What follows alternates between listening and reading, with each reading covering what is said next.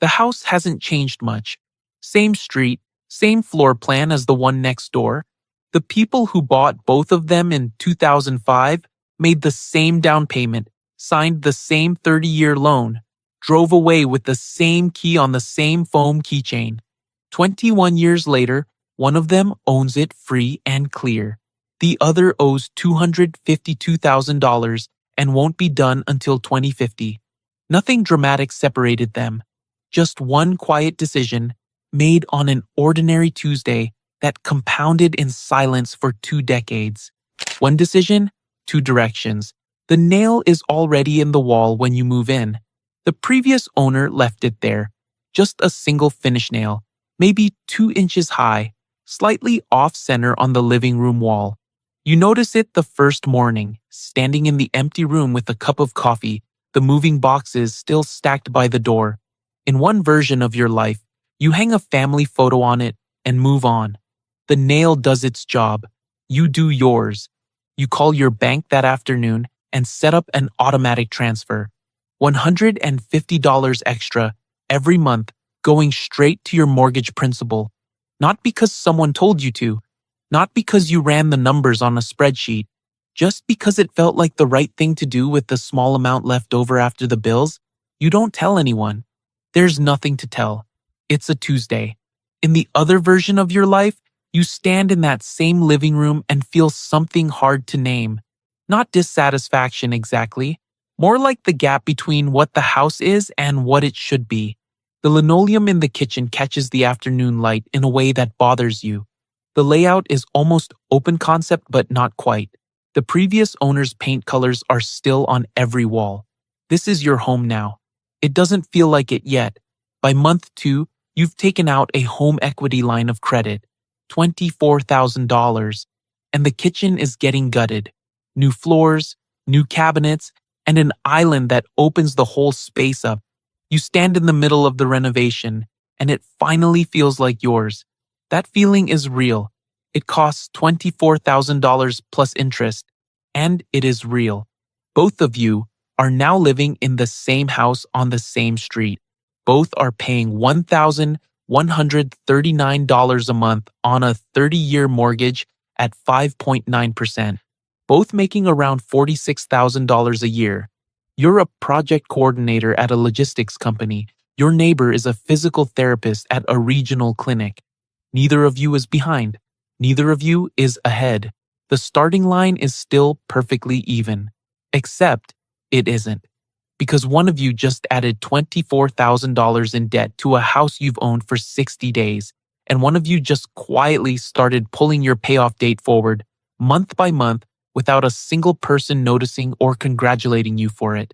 That $150 a month is not a dramatic number. It won't make a difference this year. It barely makes a dent in the second year. But a 30-year mortgage at 9% is a machine that runs almost entirely on interest in the early years. In year 1, nearly $900 of your $1,139 monthly payment goes straight to the bank, not to the principal you actually own. The extra $150 changes that math slowly, then all at once. It shortens your loan. It reduces the balance on which interest compounds. It is doing something you won't be able to see clearly for another decade. The HELOC is also doing something you won't see clearly for a while. It adds a second monthly payment on top of the mortgage. It pulls equity out of an asset you just bought and turns it back into debt. And it does something subtler than that. It establishes a pattern. The house becomes a place where the distance between wanting something and borrowing for it is very short. You're not reckless. You're not irresponsible. You made a kitchen look the way a kitchen should look, and you borrowed the money to do it because that's what the equity was there for. That's a completely normal thing to do. Normal is not the same as free. The photo on the nail and the gutted kitchen are both just the beginning. What happens next? The promotion, the better school district 2 zip codes over, the phone call from a realtor who says the timing is right, is where the first version of your life and the second one stop looking anything like each other.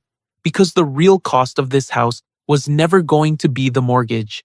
It was always going to be what you decided to do the first time someone told you it was time to move up. The friction tax nobody talks about. The call comes in the spring of 2010. It's a realtor. Someone your coworker mentioned at a birthday party, someone who seems to know the neighborhood well and speaks in the confident shorthand of a person who does this every day. The market has been recovering. Your house has appreciated. You got a raise last year, the first real one since before the financial crisis, and your wife just found out she's pregnant with your second. The school district 2 zip codes over has better ratings. The houses there are bigger. And the realtor says, with the easy certainty of someone who has said this 1,000 times, that it's a good window. You think about the kitchen you renovated, the way it finally feels like home. And then you think about the new house, the extra bedroom, the yard with the oak tree out front. You think about your kids growing up there. You say yes. Here is what nobody tells you at the closing table. Every time you sell a home and buy another one, somewhere between 8 and 10% of your property's value simply disappears. Not into the new house, not into your equity. Gone. Agent commissions currently run around 5 to 6% of the sale price. Closing costs, title, insurance, transfer taxes, escrow fees, recording fees, add another 2 to 3% on top of that. On a home worth around $210,000 in 2010, that friction tax lands somewhere between $16,800 and $21,000. That money is gone before you spend a single night in the new house. Think about what 5 years of mortgage payments have built. 5 years of $1,139 a month. 60 payments, just over $68,000 sent to the bank. In the early years of a 30-year mortgage at 5.9%, the majority of each payment goes to interest rather than principal. So the equity you actually built in those 5 years is roughly $14,000 to $16,000. The transaction costs of moving just wiped out nearly everything you accumulated. You walked out of one house and into another and ended up, financially, almost exactly where you started. You didn't make a foolish decision. You made a normal one. That is precisely what makes it so expensive. In the other version of your life, nothing happened that spring. No call from a realtor, no closing table, no wire transfer to a title company. The nail is still in the wall. The linoleum is still on the floor. The $150 extra principal payment went out automatically on the 3rd of the month, the way it has every month for 5 years. Nobody noticed. Nobody congratulated you. You didn't think much about it. But here's what that Tuesday transfer quietly built. Your principal balance is lower than it should be for a loan this age. The interest portion of each payment has been shrinking, slowly, because the balance it's calculated on keeps shrinking. You are ahead of the amortization schedule in a way that doesn't show up anywhere visible. Not on your credit score, not in your bank account, not in a number anyone would ask you about at dinner. It lives in the math, compounding in the background, doing its work without acknowledgement. 2 houses, same street, same starting point. One is 5 years into a reset. The other is 5 years deeper into something that's just beginning to build real momentum. And the version of you that moved is not done moving because the same logic that made the first upgrade feel right, the promotion, the growing family, the better zip code, is still there. It doesn't go away after one move. It gets easier to believe. The HELOC made borrowing feel manageable. The sale made equity feel liquid. The new house made progress feel like something you do by changing addresses, which is exactly the condition you're in when 2020 arrives. Rates fall to levels nobody has ever seen, and the case for starting over one more time starts to sound less like a risk and more like the responsible thing to do. Lower rates, higher debt. The number everyone is talking about in the fall of 2020 is 2.9%.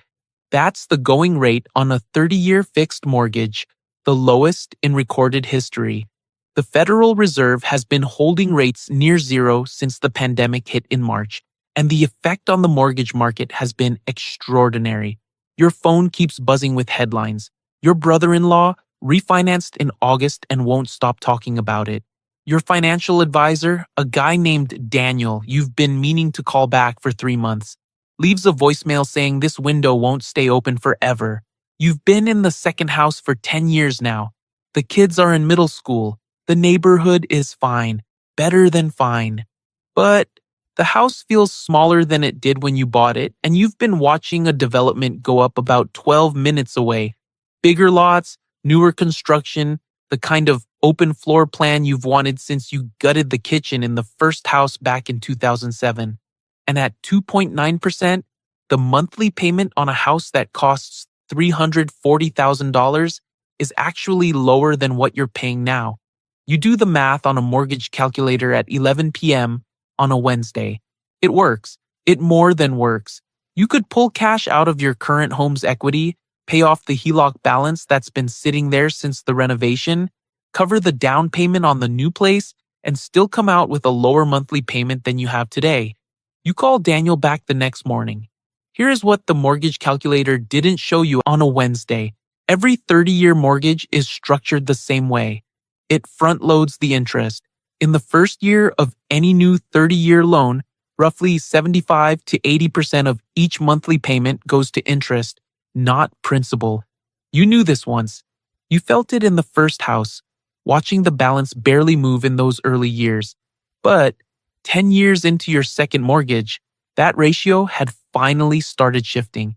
You were paying more principal than interest each month for the first time. The loan was genuinely shrinking. The new mortgage resets that ratio back to year one. You are 44 years old. You have just taken out a 30-year mortgage. If you make every payment on schedule and never move again, this loan will be paid off in 2050. You will be 74 years old. The rate went down. The debt went up. And the thing that felt like financial optimization, pulling equity, lowering your payment, locking in a historic rate, was actually the banking system doing what it does best. It made starting over look like a genius move. This is what the industry calls leveraging your equity. What it actually is a very efficient way to stay in debt for the rest of your working life. In the other version, the fall of 2020 is quiet. The 2.9% headlines come through just the same. But the version of you that stayed in the first house runs a different calculation. Your remaining balance is now under $35,000. The $150 extra you've been paying every month for 15 years has done what compound math does when you leave it alone long enough. It has pulled your payoff date forward by years. You are not refinancing. You are not resetting. You are watching the number get smaller every month and doing nothing else. Nothing else is the whole point. Because while the other version of you is celebrating a lower monthly payment, you are 6 or 7 years away from having no payment at all. And what happens when a mortgage disappears? When $1,139 a month stops going to a bank and starts going somewhere else entirely? Is the part of this story that most people never get to. That part is coming. But first, you need to see what both versions of this life look like right now. Today, 21 years after that Tuesday in Memphis. Because the number you're about to see, the real gap between staying and leaving, is the number that changes how you think about every house you will ever live in for the rest of your life. The number you can't unsee. It is 2026, 21 years from that Tuesday in Memphis. You are 50 years old. Both versions of you woke up this morning, made coffee, and went to work. From the outside, the two lives look roughly similar. Same age, same general income trajectory, same city. But the financial distance between them, the actual arithmetic distance, is the kind of number that doesn't feel real until you write it down. So, write it down. In one version of your life, your remaining mortgage balance is approximately $18,000. That is what 21 years of $1,139 a month plus $150 extra every single month without missing one has reduced a $190,000 loan to $18,000. You could write that check from your savings account this afternoon and own your home outright before dinner. You don't even have to do that. At your current pace, the mortgage is gone within the next 14 months regardless. Either way, you are standing at the edge of something most Americans never reach, a paid-off house before retirement. When that last payment clears, your monthly housing cost drops to property taxes and insurance. In this market, it runs around $300 a month, the $1,139 that has been leaving your account every month for over 2 decades doesn't disappear. It redirects. You set up an automatic transfer, the same way you set up the $150 extra back in 2005. And now $1,139 goes into a low-cost index fund every month. No drama, no announcement, just a number moving from one place to another on a Tuesday. In the other version of your life, you are carrying approximately $252,000 still owed on the house you bought in 2020. The refinance that felt like a smart move in the fall of that year locked you into a 30-year mortgage that doesn't resolve until 2050. You are 50 years old. Your mortgage will outlive your career. The house is beautiful. The neighborhood is everything you wanted. And you will be making payments on it until you are 74. Now, look at what the move actually cost. 2 transaction events, the 2010 sale and the 2020 upgrade, consumed somewhere between $34,000 and $45,000 in direct fees, agent commissions, closing costs, title insurance, transfer taxes, escrow fees. Not $1 of that went toward a house you still own. It passed through your hands on the way to a title company, a brokerage, a county recorder's office. You paid it because everyone pays it. It is normal. It is also permanent. If that $34,000 to $45,000 had never left, if instead it had gone into an S&P 500 index fund starting in 2005 and stayed there, it would be worth somewhere between $300,000 and $400,000 today. That is not a projection.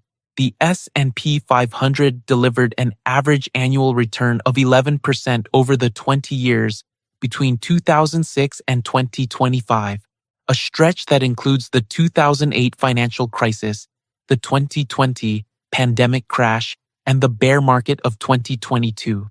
11% is the number you get when you stay in through all of it.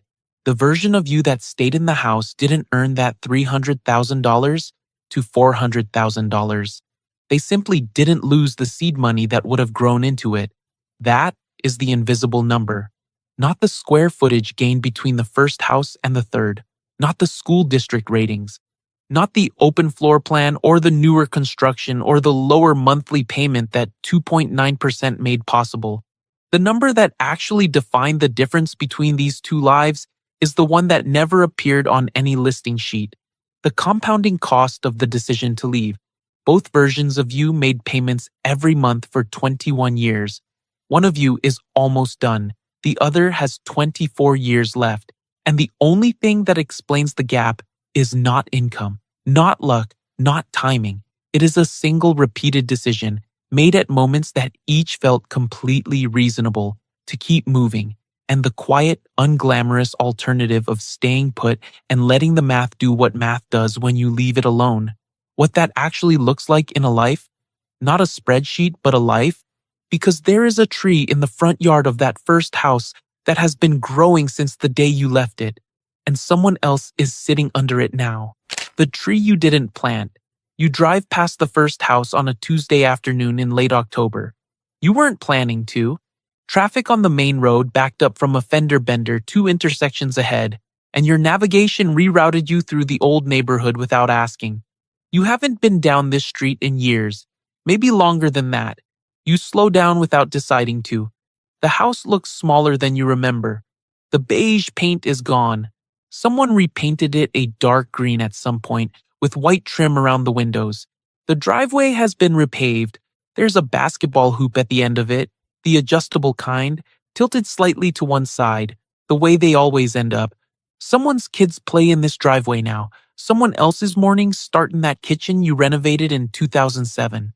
Someone else hears the particular way the heat kicks on in February, the low hum that starts in the hallway and spreads through the whole house within a few minutes. And then you see the tree. It's in the front left corner of the yard, the same place you planted it the week you moved in. You bought it from Home Depot for $14. A thin stick in a black plastic pot, barely 4 feet tall, the kind that looks like it might not survive the first winter. You forgot about it almost immediately. You were busy with the renovation, with the new job, with the ordinary momentum of a life that was just getting started. The tree is taller than the roofline now. It went from a $14 stick to something that shades half the front yard, and it did that entirely without your involvement. You left. It stayed. The roots went down while you were somewhere else, buying and selling and resetting and upgrading, and now it is enormous and permanent, and it belongs to whoever lives there, which is not you. You sit in the car for a moment longer than you mean to. The financial version of that tree is not complicated. It is the $150 a month you didn't set aside. It is the $34,000 to $45,000 in transaction fees that left your life on the way to someone else's closing statement and never compounded into anything because it never got the chance. It is the amortization clock you reset twice, back to year one, back to the front-loaded interest zone, back to the beginning, because the rate was good, because the neighborhood was better. After all, you needed the space because it made sense at the time. All of those things were true. None of them was free. What nobody tells you when you're standing at the closing table is that every house you buy is a tree you're planting. The value isn't in the transaction. It isn't in the upgrade. It isn't in the equity you pull out or the rate you lock in or the kitchen that finally feels like yours. The value is in the years, the uninterrupted, unspectacular, completely unremarkable years of staying in one place and letting the math run without interference. The version of you that stayed in the first house is 50 years old this year and is weeks away from making the last payment on a mortgage. Not refinanced, not reset. The original loan from the original Tuesday was nearly paid in full. That person is not wealthy in any visible or dramatic sense. They drive a reasonable car. They take one vacation a year. Their house is not impressive by any standard that gets photographed and posted online, but they are about to redirect over $1,100 a month, every month for the rest of their working life, into an index fund, quietly, on a Tuesday, the same way they've done everything else. That is what staying actually looks like, not a story you tell at dinner, not a number that shows up anywhere people can see it. Just a tree that got big while you were paying attention to other things. You put the car in drive and pull away from the curb. The tree stays.